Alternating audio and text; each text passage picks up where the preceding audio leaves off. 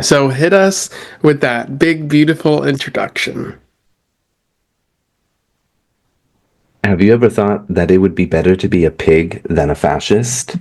Find out today how true that is when Mr. Nothing and I talk about Porco Rosso, created by Studio Ghibli, directed by Hayao Miyazaki.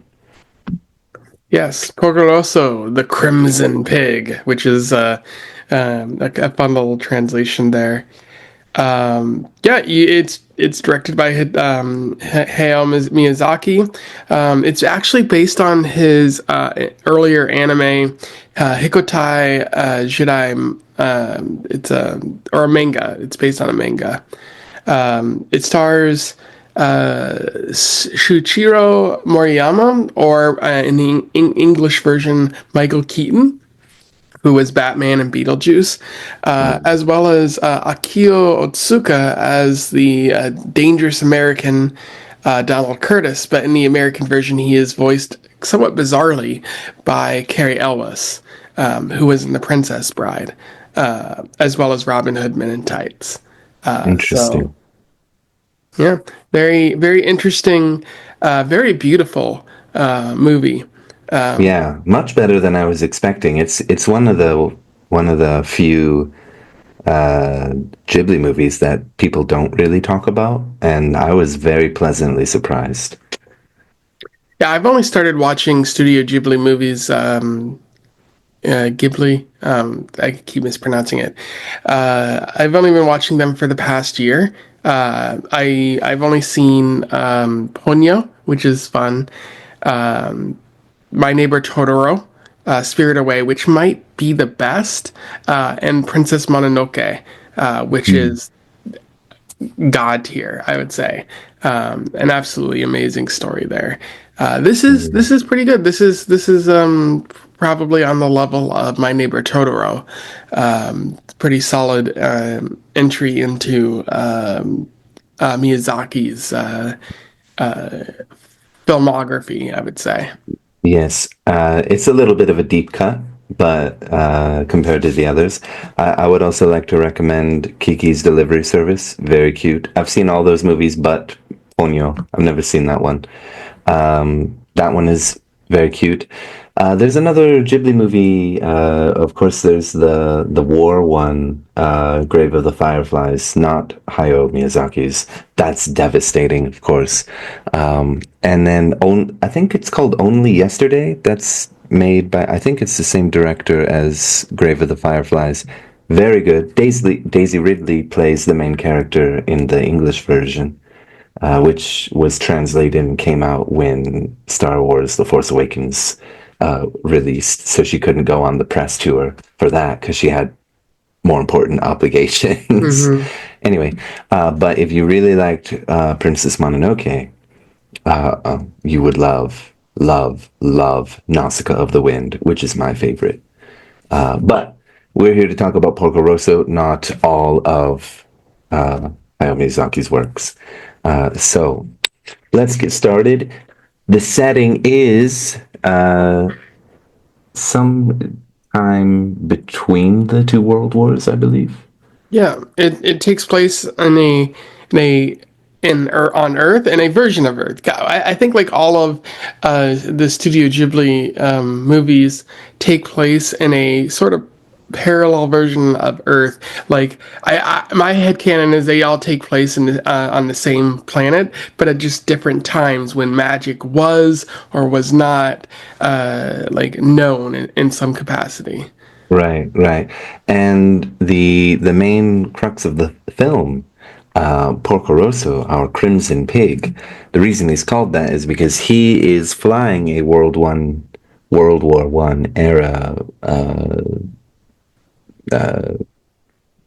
airplane, working as a bounty hunter. Hmm. Bounty hunting who? Bounty hunting who? Pirates who also use airplanes, which I Air love. pirates. Yeah. Air pirates, yeah. Well, these airplanes are the kind of airplanes that can land on water. I should mention they're not the ones that land in on land. So it starts with an incredible scene, one of my favorites in the whole movie, um, where these children have been kidnapped by the pirates, and they are the cutest, naughtiest bunch of munchkins. I love them. They're so adorable. Yeah. Porco Rosso is on the job. He's gotten the call, and he is just outwitting these pirates left and right. Uh, Porco Rosso is not a violent bounty hunter. He's very magnanimous, I would say. He lets them know, you know, not the game is rigged, but like the game is up. The jig is up. It's over. Just give up now. Give me the kids. But I have so many thoughts. I just love all the attention to detail in the movements of like when Porco Rosso is like configuring or maneuvering all the gear shifts or whatever they're called in the inside the plane, and when the little munchkins are inside the pirates plane as well. There's just these little things, like the way that everybody moves is very expressive and feels very natural, even if they're like, I don't know, moving in a crazy way. What are your thoughts? Yeah, I love the animation here as well. There's a thing that I've noticed in Studio Ghibli movies, where the like when we're focused on the boat and the children, Mm, and this happens in other movies too. Like there's so much talking happening. You can hear different layered conversations going on, yeah, and but like none of them detract from like what's happening like in the main conversation. But like you can hear these various conversations, and it's very fascinating because I don't think other like animation companies or other like movies really manage to capture that, because you see like a lot going on screen, like a lot of people interacting and whatnot. But hearing that too, it makes the scene feel very alive in an animated movie. It makes every Studio Ghibli movie just feel so different. And this one included here. yeah. A lot of the animations are just these small, subtle movements that, like, that had to take a couple days to get right. Hmm. Hmm. But it was absolutely worth it for the like 10 frames added to, I don't know, show Porco Rosso like doing this with the just the gear or the lever inside the plane or something like that. Like, yeah, it just feels like this is how it is. This is life somehow. But after Porco Rosso saves the kids, he gets to spend some quality time with them on the plane, and they're just destroying his plane, Yeah. making a big mess, and he's trying to be a good,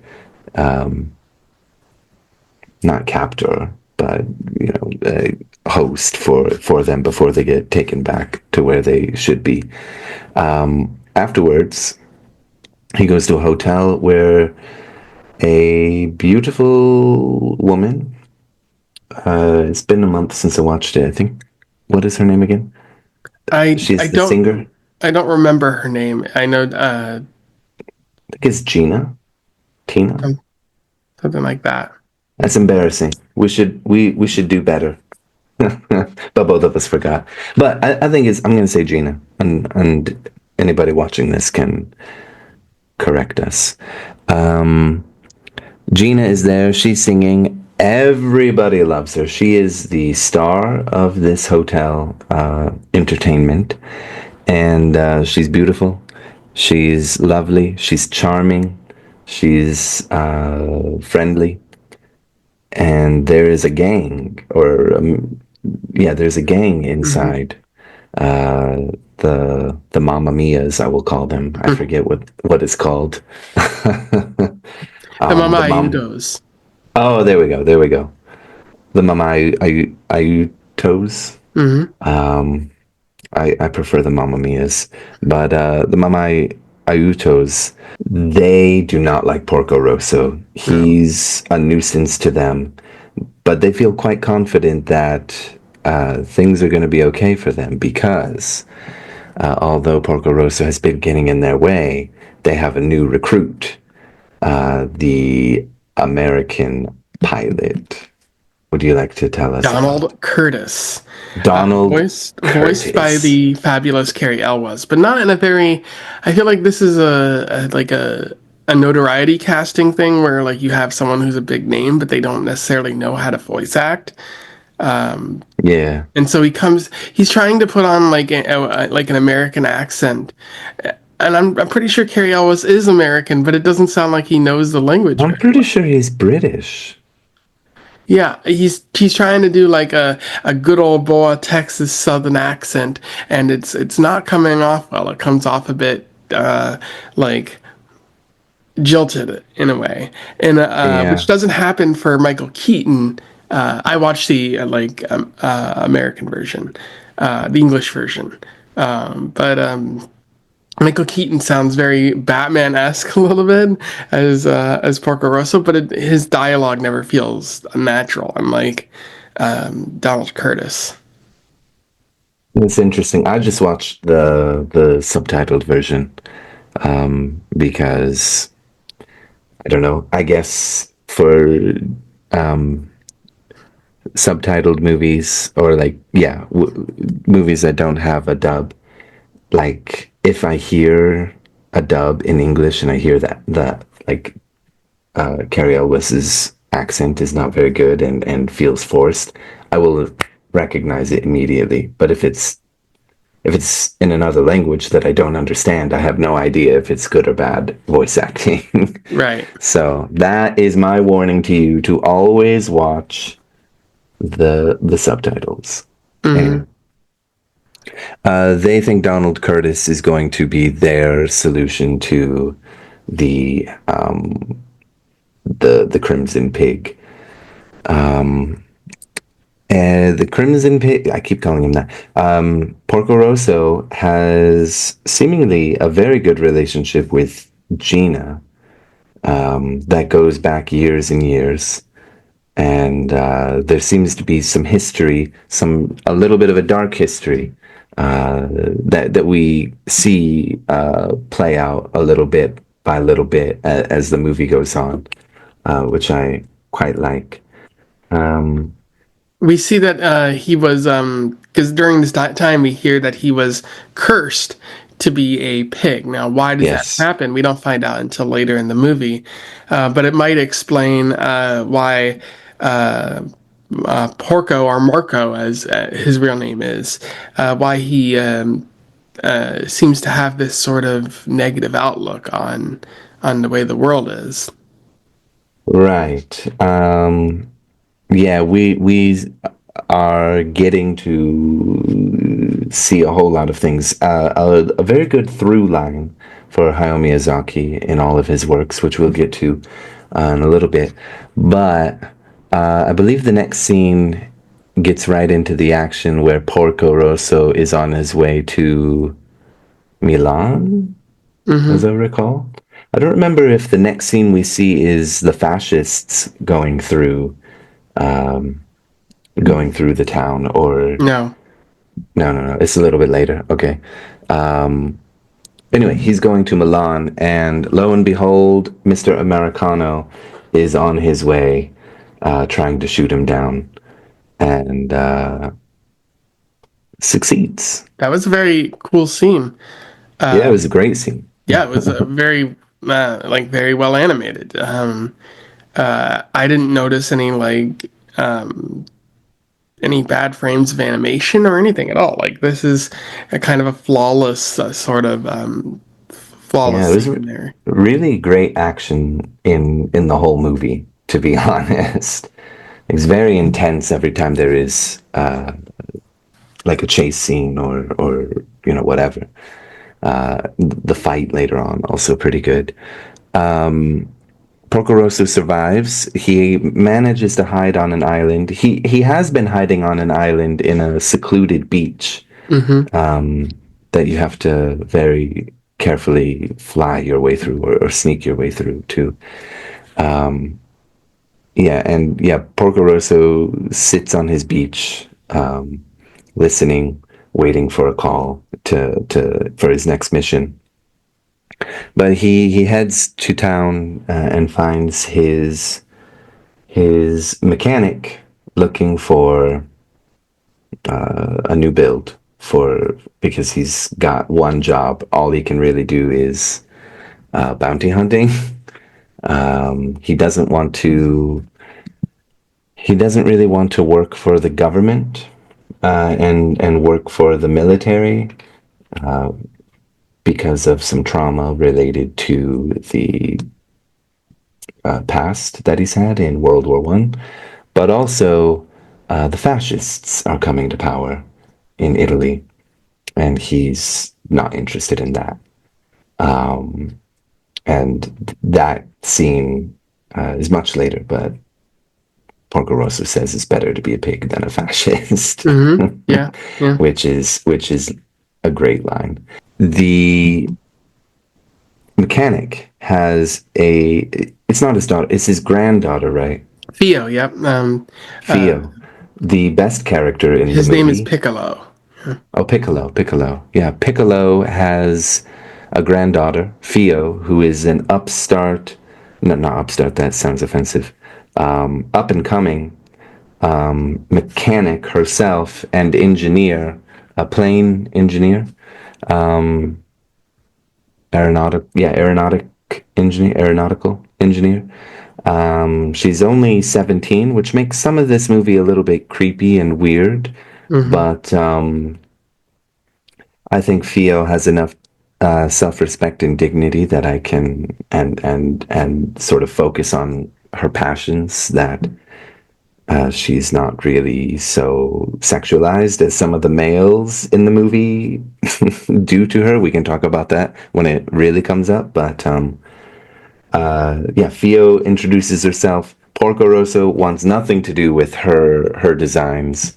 He doesn't seem to respect her, Or but women. yeah, or women in general. Yeah, he doesn't seem to respect her abilities, but he warms up to her because she is bound and determined and passionate and also very good at what she does. Your thoughts on the introduction of Theo? Yeah. I like how she is very eager to show Porco what she's capable of doing. But I did think it was like he was being weirdly sexist um, towards this girl, but that might have also just been his headstrong and stubborn nature. Yeah, I think so. I think maybe he's I don't know got something in his head. He could just be a little bit old fashioned because he ultimately does end up like respecting her, and he's one of the few men that don't like ogle her as well. Hmm. So I think he's a bit traditional, pig-headed, and old-fashioned, but he's willing to come around when he sees that she's so eager and a talented engineer. After he agrees, that's when they go to Milan to get fuel, Hmm. and that's when they see the fascists are marching through like the city square or whatever, and they are trying to hire seaplane pirates for their own use, and you put them out of business, have take control, and also put vigilantes like him out of business in their own sense. As somebody who has you've watched quite a few. Howl's Moving Castle, another really good movie. I don't think I recommended that one. I don't remember you saying you watched it, Oh, I but did. I did. oh, I yeah, actually yeah, watched okay. Kiki's Delivery Service, which I liked, Oh, and okay. Howl's Moving Castle, which I unfortunately did not like. Really, that's a shame. It's probably my least favorite too. But anyway, one thing that I really love about Hayao Miyazaki is that he is so up, not up in the air. What is that? In the wind, the wind blows. That's another excellent one. That was his last one before the heron and the boy. Um, what I love about Hayao Miyazaki is he is very consistent in his anti-war, anti-fascist sentiments in all of his works. Mm-hmm. It is just nice to see that. Apparently, he was a Marxist until he made Nausicaa of the Wind, and then he decided that historical material or dialectical materialism doesn't make sense. But anyway, that sort of is a little bit into his background to explain where this anti-fascist sentiment comes from.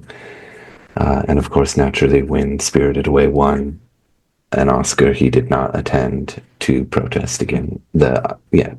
Didn't attend the Oscars to protest against the Iraq War, and Afghanistan War. Um, anyway, that's enough blabbing.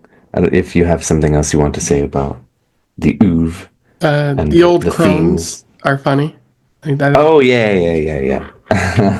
Piccolo's entire family shows up to help build I the love plane. them. I love them. I want a family of old aunties like that to be in my life. Yeah, I love how dedicated they are to work. I think even Porco Rosso says something about like, "Are you sure they can do this? Aren't they like old women or something like that?" I forget exactly what he says. And one of them has like a funny quip, and then they just like get to it, and they're all excited to do this job and make money. And thank you for reminding me of them. I love that. I think the phrase if you make money from war, you're scum. If you can't make money from bounty hunting, you're an idiot. Yeah, that's another good one. Plenty of really good lines in this movie. But yeah, they like at this point they got the plane ready. The secret police are watching Yep. their shed or their barn in order to finally arrest Porco, which he was warned about by Ferrari. And then Mm, Theo says that she wants to join Porco. He's very adamant that she not do that because they're going to get shot at, and he doesn't want her death on his hands.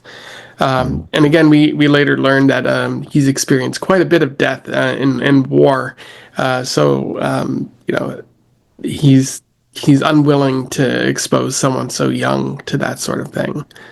But they managed to build the plane, and then they fly out as they're being shot at by the secret police. Ferrari actually shows up and helps them escape, and you see this yeah. beautiful shot of them flying over the Italian countryside to the ocean, and it's a really good shot. Like you see all of it sort of like rushing towards the screen. Yeah, yeah, very beautiful.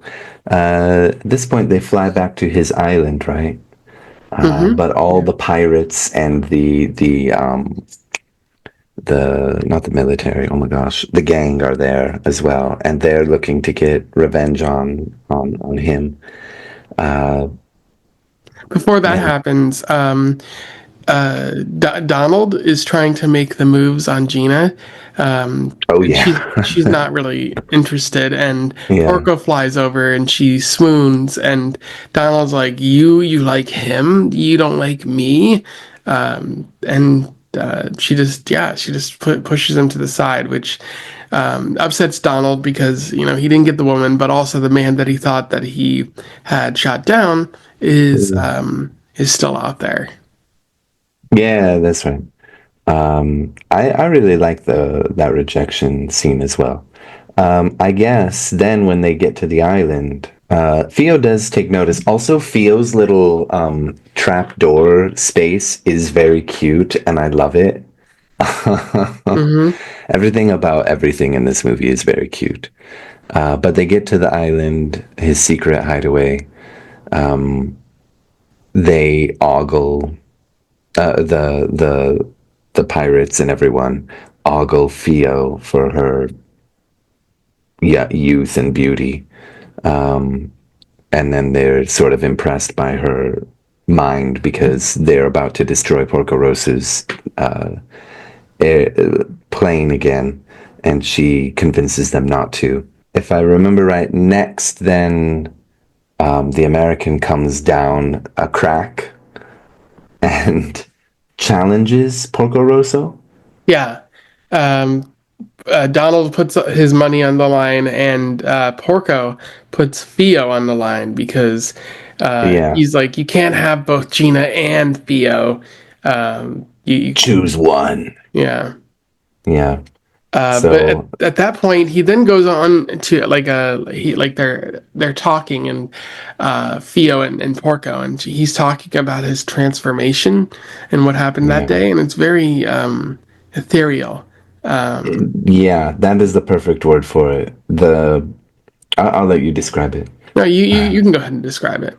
Well, he's just talking about basically survivor's guilt that he has from being the only one to survive the war. And there is this absolutely gorgeous shot of him sort of like being the only survivor and or no no this sort of like milky way of all the people who have died and in their ships, and it is like, yeah, as you said, ethereal and such a powerful like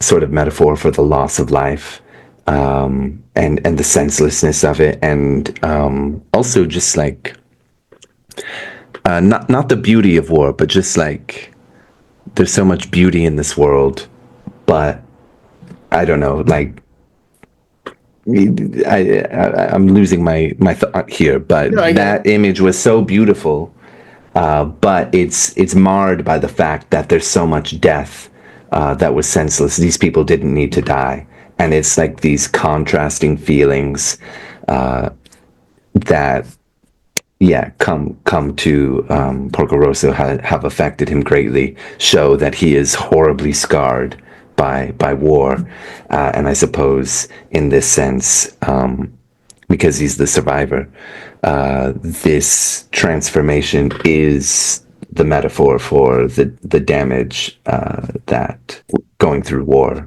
does to someone. Theo says that he's a good guy, and he says the good guys were the ones who died. Oh, that Very, was yeah. devastating. Yeah, very heavy. But like it's interesting because Porco, fought in this war, which they said was a very important war. And he thought he was doing it for good, but fast forward all these years later and the fascists are taking over. And it's it's hard to really care when that sort of thing happens, I think. Yeah, what was it all for if Yeah. this is the result? Like, just, yeah, I was really enjoying the movie, but once it got to this sort of climax for understanding Porco, Hmm. oh yeah, put it up there with some of the best. The duel is the pilot duel is arranged, and it's a big event where there's gambling and all sorts of other degeneracy, which is good fun. And I just love how everybody is making it a big deal. They try to the pirates try to take a picture with Theo, and one of the pirates just punches everybody, and it's just him in the photo, while all the rest of the pirates are just like falling to the ground. I thought that was a lot of fun. I love that. I love that for him. Um, they want to have Theo and the money, which, by the way, is all the money is for basically paying off the debt to the mechanic Mhm. family. And I love that before the duel starts, that Theo realizes they made a mistake, and Porco is like, "What mistake did we make?" because he's thinking it's about the plane. If I remember correctly, she's on the plane at that moment, and she says we should have asked him for more. Hmm. I love that. I love Theo so much. Then, of course, this is just like a huge disaster because a lot is on the line. Theo's future is on the line. I suppose Porco's future as well is on the line if he can't afford to do this and keep up, because the fascists are coming in, and also the fascists and their pilots are coming in, and oh gosh, what's his name? The Who's his friend in the Ferrari. Yeah, Ferrari. Ferrari has tried to slow things down, but they're coming. Gina is also coming because she knows she catches wind, I think, from Ferrari that they're gonna put a stop to this and try to probably imprison all of them or whatever. So she's making her way there, and then there's this incredible fight between the two in the pilots. What is that called when there's planes? Dogfight. Dogfight. This Yeah. incredible dogfight between the two, very tense. It gets to the point where they're trying to use their guns and from on the plane, not working. They try. Donald tries to use his pistol, runs out, and they just start throwing stuff that's Yeah. inside their inside their plane. Eventually, they stop flying, and it becomes a fist fight, which is a whole different round of degenerate gambling. Yeah, and I actually did not like that. I was expecting like a huge climax to mm, the dogfight, and they just run out of ammo.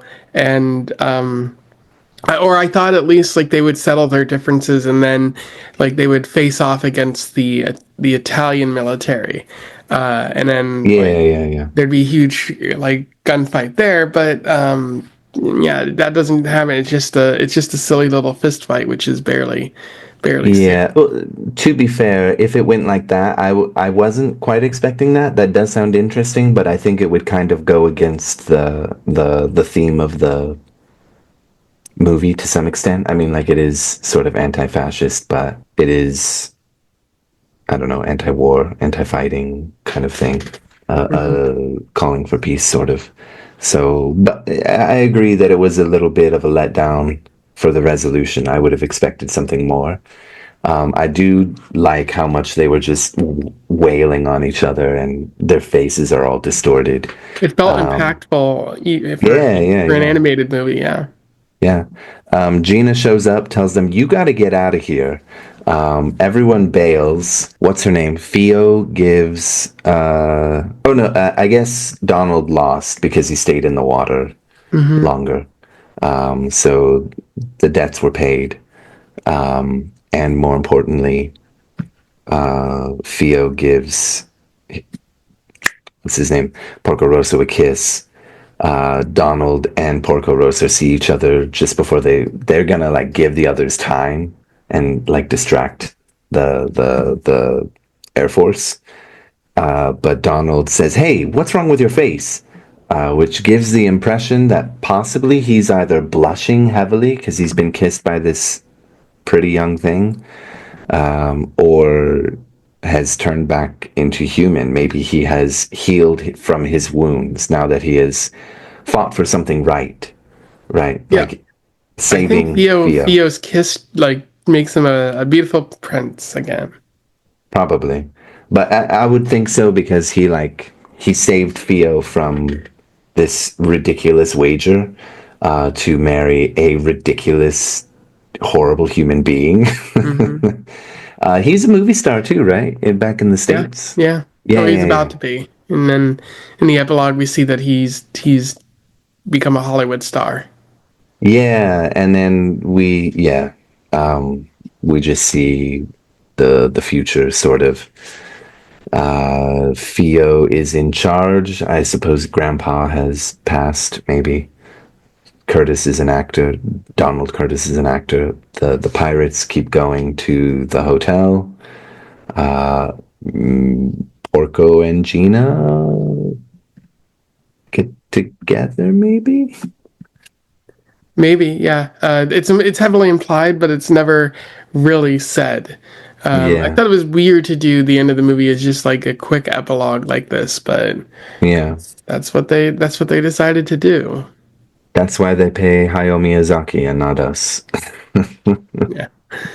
But yeah, that's the end of the movie. I thought it Mm. was really good. Uh, Yeah, Pretty great.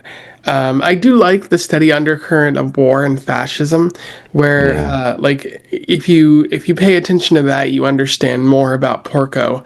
Like mm, Miyazaki's not saying, "Hey, war, fascism, ooh, it's bad, it's bad, it's bad." He's kind of leading you to that point, and you're like, if you're yeah, yeah. if you're a smart person and not a dumbass who likes to use AI art and doesn't have any sense of media literacy, you can figure out what he's trying to get at there. Right. This movie really reminds me of the book The Sun Also Rises. Like it's a little more on the nose about like what is it about than The Sun Also Rises, but there's very much like post World War One. Yeah, post World War One, people traumatized by war, senseless war, and it doesn't. It leads you to the conclusion, your own conclusion about what you should take from it, which is like war is damaging and horrifying, and there was no point. This kind of thing. I don't know if you felt that, but I kind of felt it to some degree. Um, Well, I haven't watched or I haven't read The Sun Also Rises, but yeah, that's exactly what I felt with this. Oh, the voice acting by the Japanese voice actors was incredible. I would be curious to know what the Americans were up to, what Disney was paying for, but it sounds like it was a mixed bag. Yeah, Michael Keaton was good, but Carrie Ellis was doing a lot of weird things. Just sounding like, yeah, I'm sure you can find it online. Just clips of it. It just sounds like he's trying to sound like like like a good old boy, like a southerner, and it just sounds like he's never spoken the English language before, which doesn't even make sense. It's Carrie Ellis, but um, But that's I'm pretty sure that he only ever learns the English language every time he's in a movie, and as soon as he's done, he forgets it. yeah. Which leads us to our age old question: which character do you relate to the most? I would say maybe Theo. Um, I'm not quite as jaded as Porco, Mm-hmm. but I am as eager and bright-eyed to contribute and um, help out those who might be in need mentally as well as physically. Mm-hmm. And there are a group of pirates that are physically attracted to me too. Um, Way to bury the lead there. yeah. But what about you? I would have to say I want to be Theo, cheery and bright-eyed. However, I am not nearly as talented as her at any one thing. Not to say, not to put myself down, but she's like 17 and an incredible engineer. Which, by the way, they use a Ghibli engine in, I saw that. yeah, in Porco Rosso's new wooden plane. I would have to say the one that I relate to most is probably Porco Rosso, sadly. Although I have not been through the trauma that he's been through and I don't have survivor's guilt and this kind of thing, I find myself becoming more bitter and jaded as time goes on. Maybe But that's just the price of consciousness in an increasingly fascist and dark world that Miyazaki is definitely trying to argue. yeah, Probably. Well, that leads us to next month's movie, which is Yeah. your recommendation. What is our second movie for year three? So, yeah, I've been going back and forth on this one because I don't I don't know how we're going to be able to talk about a documentary, but we haven't really talked about a documentary on here yet, and that's every bit as important as other genres of movies. And given the state of LGBT transgender sort of perspectives in the world, yeah, and how they need to be preserved and talked about as much as possible. We're going to be talking about Paris is Burning, a documentary about ball culture in the 1990s, I believe it is. A foundational work in queer LGBT cinema.